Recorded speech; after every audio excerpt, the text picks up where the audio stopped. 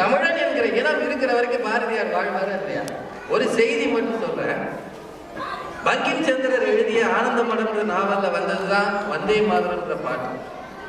அது அப்படியே பாடிக்கிட்டு இருந்தாங்க. பாரதியாருக்கு இத தமிழில் மொழிபெயர்க்கணும்னு இந்த நாவலை மொழிபெயர்க்கிறார். தமிழ்ல மொழிபெயர்த்த ஒருத்தர், அவர் பேர் எனக்கு சற்று ஞாபகம் வரல, அவர் சென்னையில் இருக்கிறார். அவர் ஒரு கட்டளை கொடுத்துருக்கிறார், நான் நாவலை மொழிபெயர்த்துறேன், இந்த பாட்டை மட்டும் நீர் மொழிபெயர்த்து தாரும் அப்படின்னு பாரதியார் சொல்லியிருக்கிறார். பாரதி இதே சிந்தனையில் இருந்திருக்கிறான். பாரதியார் இருந்த வீடு திருவல்லிக்கேணியில, அவர் இருந்தது ஜார்ஜ் டவுன்ல. சென்னையை தெரிஞ்சவங்க எவ்வளவு டிஸ்டன்ஸ்னு பார்த்துக்கங்க. ஜார்ஜ் டவுன்ல அவர் இருக்கிறார், பாரதியார் ட்ரிப்ளிகேன்ல இருக்கிறார். ஒரு நாள் ராத்திரி 10:15 மணிக்கு அவர் வீட்டு கதவு தட்டப்பட்டது.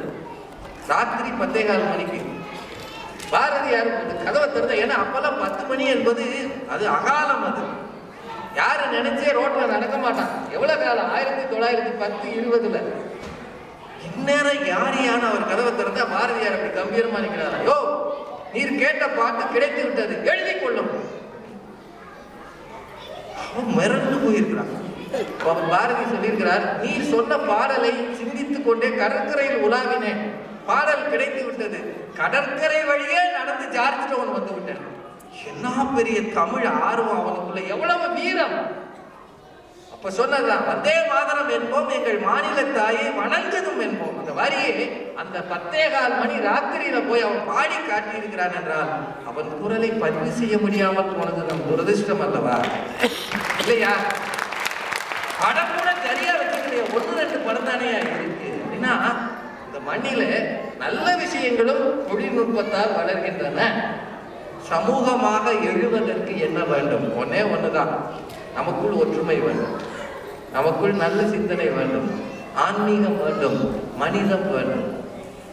இன்றைக்கும் புயலில் பாதிக்கப்பட்டவர்களை அமெரிக்காவில் இருந்து உங்களால் உதவி செய்ய முடிகிறது என்றால் புயலில் பாதிக்கப்பட்டார்கள் என்பதை டிவியில் பார்ப்பதால் தானே ஓடி உதவி செய்ய முடிகிறது. சுனாமி அடித்த போது அமெரிக்கா இந்தியாவுக்கு சொன்னது, டாக்டர் மன்மோகன் Singh, we can send supplies to you. நான் மன்மோகன் சிங் என்ன சொன்னார்? நீங்கள் எங்களுக்கு அனுப்ப வேண்டாம், நீங்கள் அனுப்பும் முன்னாலே எங்கள் கப்பல்கள் இலங்கைக்கு போய்விட்டன. இந்த அளவுக்கு நம்முடைய தண்ணீரை கொண்டு வந்தது தொழில்நுட்பம் தான். இந்தியாவை உயர்த்தியது எக்கனாமிக் ப்ராஸ்பரிட்டி. இன்னைக்கு வளர்ச்சி என்பது BMW இருந்து அத்தனை கார் இந்தியாவில் ஃபேக்டரி போடுறாங்க. மற்ற நாடுகள்ல கார் வாங்க ஆள் கிடையாது, நம்ம தான் வாங்குறோம்.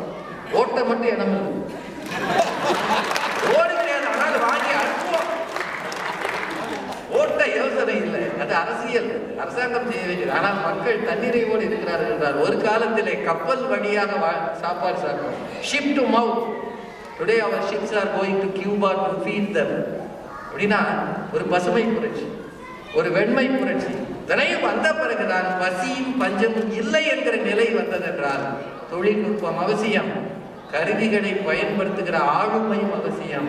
நாம் என்ன செய்து விட்டோம்? கருவிகளின் பின்னால் போகிறோம், நல்ல கருத்துக்களை மறந்திருக்கிறோம். ஒற்றுமைப்படுவோம், தமிழர் என்று உணர்வோம்.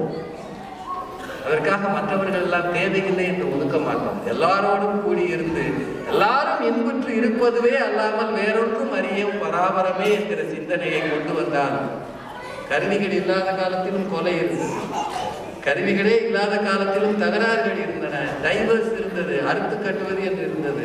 இன்றைக்கு கொஞ்சம் கூடுதலாக தெரிகிறது, அவ்வளவுதானே தவிர கருவிகளை அளவாக போற்றுவோம். அவை நம்மை அடிமைப்படுத்த வேண்டாம், நாம் அதை அடிமைப்படுத்துவோம். பார்த்தால் பணம் கூட மனிதன் உருவாக்கிய ஒரு பொருள் தான். அது நம்மை அடிமைப்படுத்துவதை விட நாம் அதை அடிமைப்படுத்தினால் கருவிகளை வைத்துக் கொண்டும் சமூகமாக வளர முடியும். வளர்வோம் என்கிற சிந்தனையை நமக்கு விதைப்பதற்குத்தான் இந்த பட்டிமன்றம். தொழில்நுட்பமும் விஞ்ஞானமும் வளர்ந்ததால் சமுதாயம் தளர்கிறது என்று முடிப்பது சரியல்ல. சமுதாயத்தில் சில சிக்கல்கள் இருக்கின்றன. நான் நேற்று இருந்ததை விட நாம் சமூகமாக வளர்ந்து கொண்டுதான் வருகிறோம்.